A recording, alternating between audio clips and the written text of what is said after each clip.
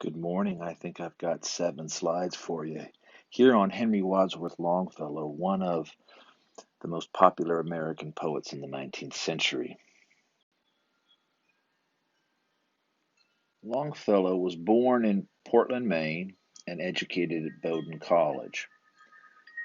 He was an excellent student of languages at Bowdoin, and in 1836 he accepted a job at Harvard. He taught European literatures of various periods and created an important anthology called The Poets and Poetry of Europe, published in 1845.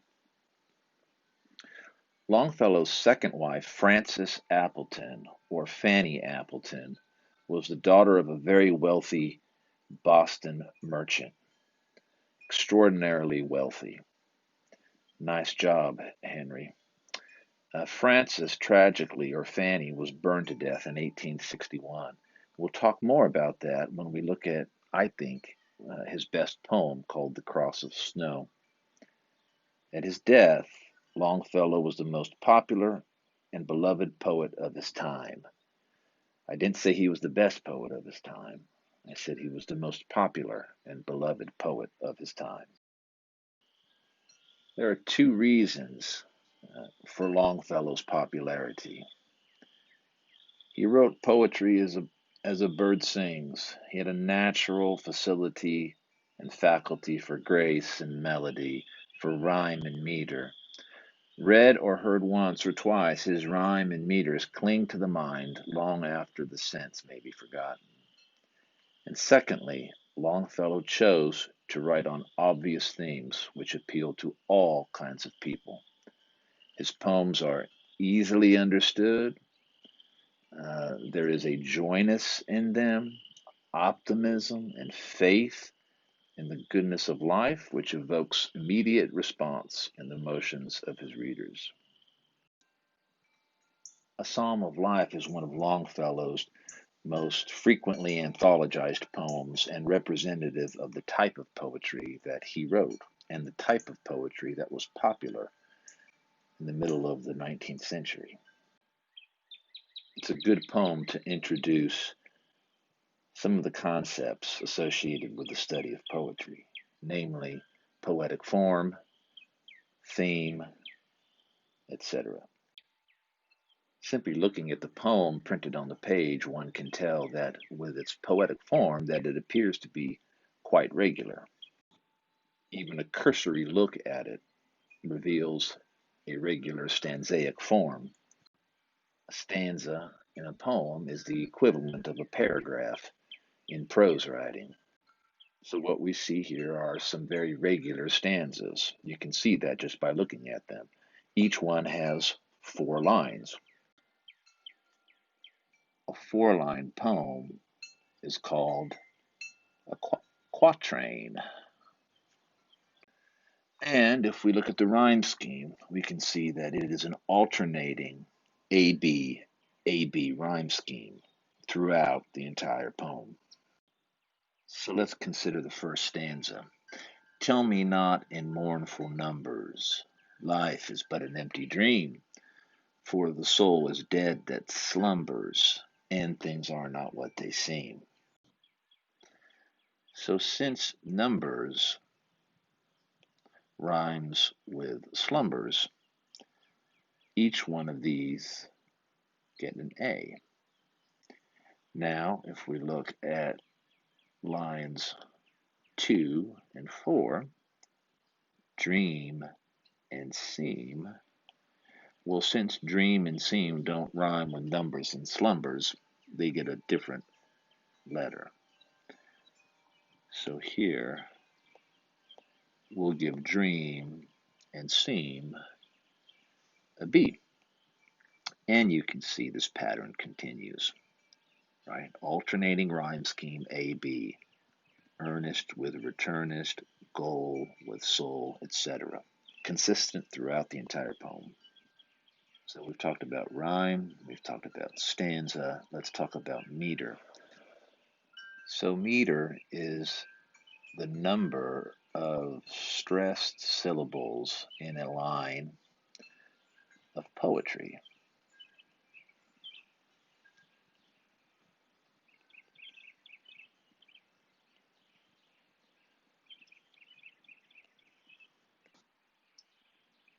Let's read the first stanza again and listen for the number of stressed syllables per line. Tell me not in mournful numbers, life is but an empty dream, for the soul is dead that slumbers, and things are not what they seem. You should have detected 4 stressed syllables in each line. Tell me not in mournful numbers. The process of measuring verse is called scansion, and it's usually denoted the way I've done up here in the first stanza with green. So it's a slash for a stressed, lives, and a dot for the unstressed. Lives of great men all remind us we can make our lives sublime. So a poem that has 4 stressed syllables in a line is known as tetrameter, tetra being the prefix for 4. If the line of poetry had 5 stressed lines, it would be called pentameter. You may have become familiar with that perhaps when you studied uh, Shakespeare. He liked rhymed and unrhymed iambic pentameter. That's probably all you need to know about meter at this point. As we discussed earlier, one of the reasons for Longfellow's widespread popularity was his themes. And many of his themes are themes that are optimistic themes, themes that show human experience in a positive life, themes that reaffirm the status quo, themes that show us that our endeavors here on earth, the way we treat one another, uh, are meaningful, and that life and all of its adjuncts ultimately matter. And A Psalm of Life is a great poem for looking at that as well. If we just uh, drop in here and maybe look at the last 2 stanzas and read those together. Footprints that, perhaps another, sailing over life's solemn main, a forlorn and shipwrecked brother, seeing, shall take heart again. Let us then be up and doing, with a heart for any fate, still achieving, still pursuing, learn to labor and to wait. Rah, rah, rah, sis, boom, bah.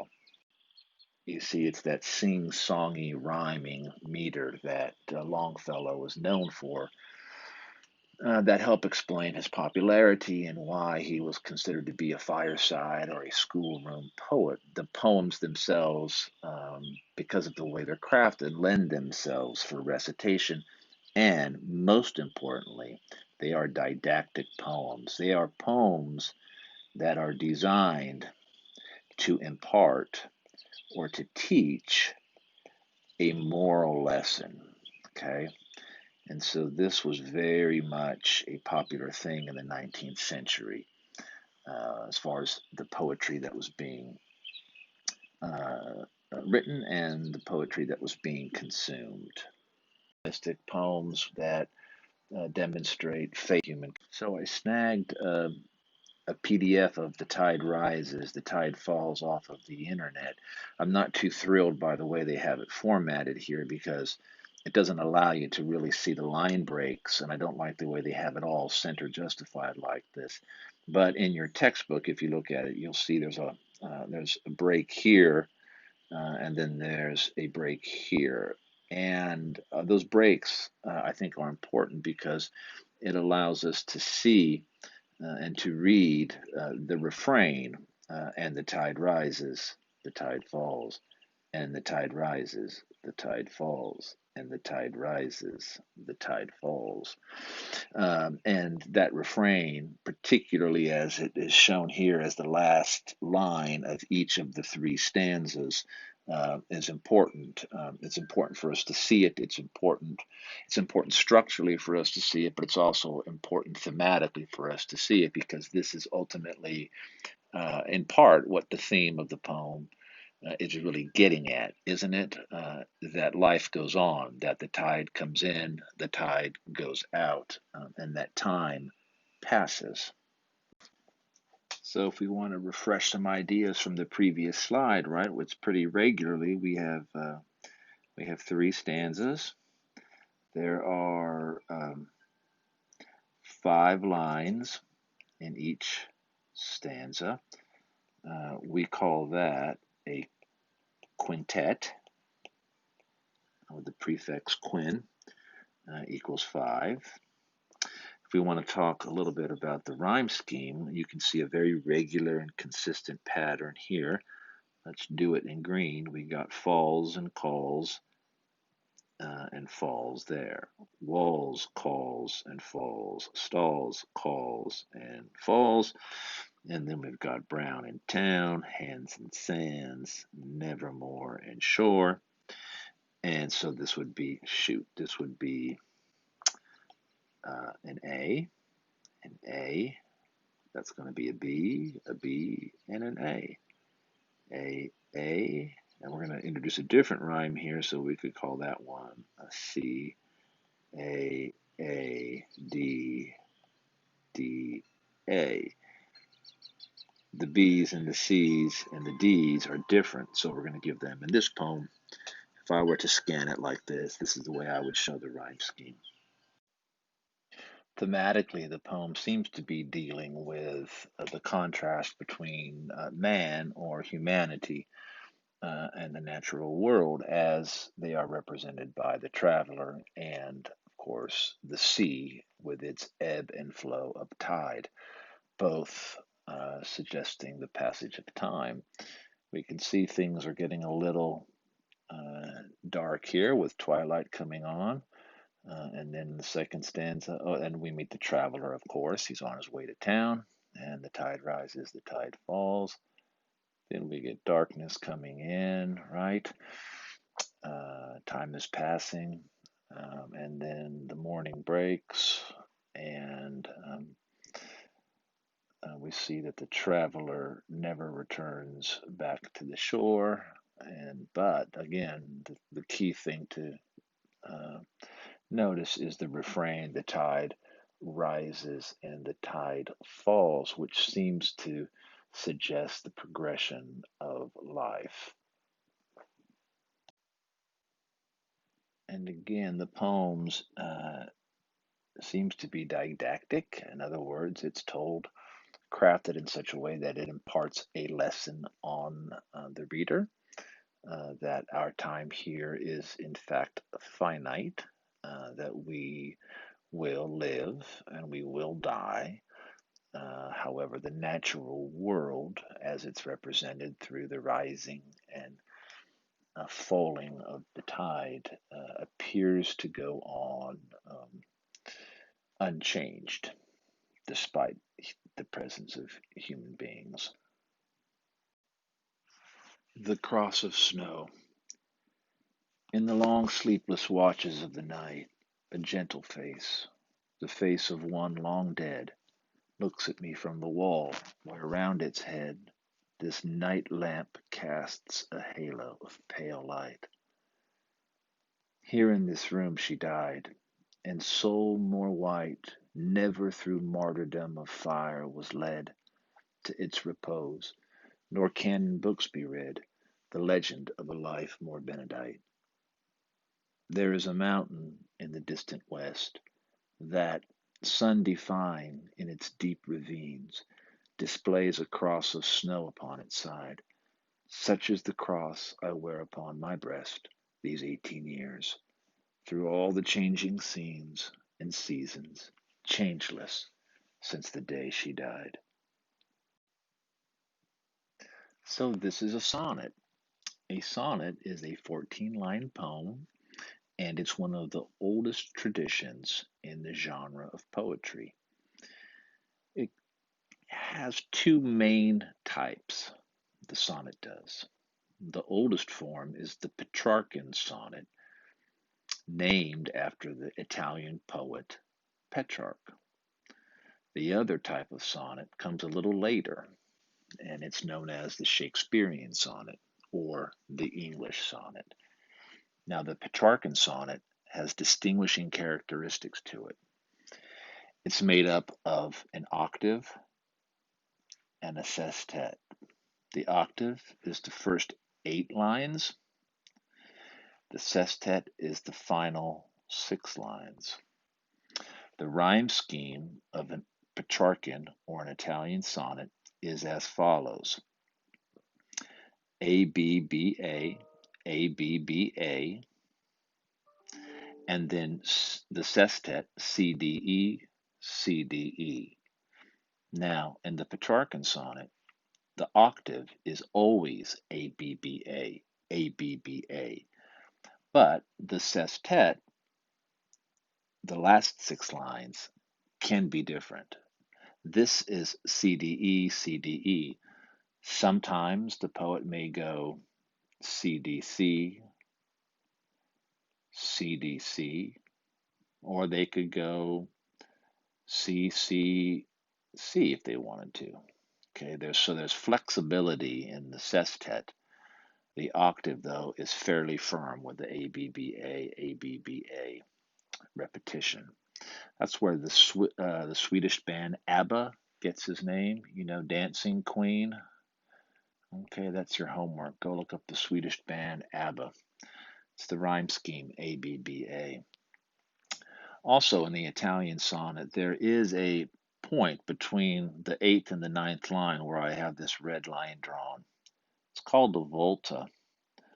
Volta is Italian, and it means, or it suggests, a turning point. And so in the Petrarchan tradition of the sonnet, usually the first 8 lines or the octave, the speaker of the poem presents some type of problem, or there's some type of issue that is plaguing the speaker. It could be unrequited love. It could be a question that the poet is troubled by and is contemplating. For example, the mortality of the human condition, the contemplation of death. And in the last 6 lines, after the volta, is where the speaker then offers some kind of response to the problem that's put forth in the first 8 lines. This is traditionally the way the Petrarchan or the Italian sonnet is structured rhetorically. So this poem is the poem that we talked about at the beginning of, or is in response to an event in Longfellow's life, and that is the death of his second wife, Frances or Fanny Appleton. So what happened was that his wife was in the process of sealing a clipping of hair from their child's head, which is a tradition. Maybe the baby's first haircut, and so they wanted to preserve that hair for as a memento. And so the process that she was using, or the process she was doing in order to preserve this, required her to seal the locket and required wax. And so she was working with an open flame and wax. And as she got close to the open flame, the gown that she was wearing, her dress, caught the flame and she ignited and was badly, badly burned. I think she lived for a day or maybe 2, and then she passed away. As you can imagine, a frightful and horrific way to die, and a frightful and horrific way for a loved one to die. Of course, we see the event being narrated in the octave, and we see the speaker looking upon a portrait of Fanny that is on the wall. It's there in that room where she died, the soul that was more white.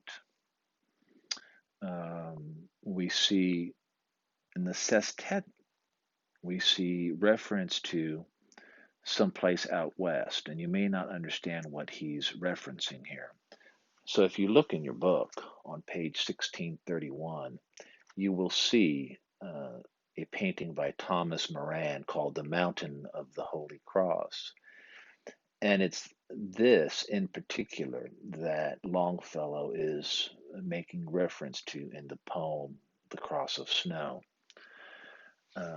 It shows a mountainous region, and it shows a cross that is left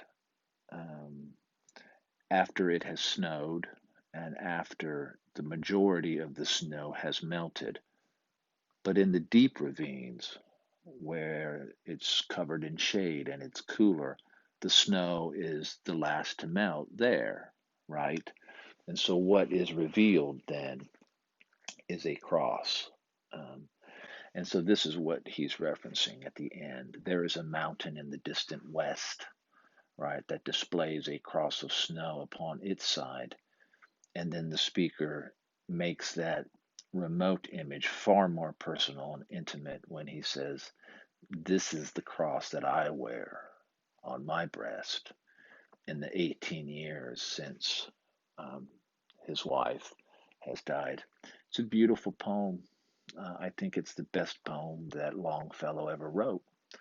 It's a poem that he never published. I think it was probably too personal and too painful for him to publish. It wasn't until after Henry Wadsworth Longfellow died that they found this poem in the desk or in a drawer of his desk there in the Craigie house, the beautiful home that they lived in. We haven't talked about Walt Whitman yet, and I really don't until we get to English 252. I think that Whitman belongs in English 252, although he is here at the end of our textbook. But on this slide, I pose a question: Longfellow or Whitman? Now, I have indicated that Longfellow was certainly the most celebrated, the most popular, the most widely read, the most commercially successful poet of the 19th century. There is no disputing that.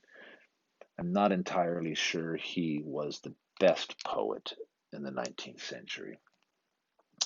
I would submit to you that either Walt Whitman or Emily Dickinson were the most significant poets of the 19th century. Now, if we look, and just a simple point to illustrate, if you look at the Song of Hiawatha in your textbook, which is Henry Wadsworth Longfellow's long poem, and we read the first 7 or 8 lines of that together, it goes something like this: downward through the evening twilight, in the days that are forgotten, in the unremembered ages, from the full moon fell Nokomis, fell the beautiful Nokomis, she a wife but not a mother. Now I'm reading that in a very exaggerated way. I'm reading it in the way that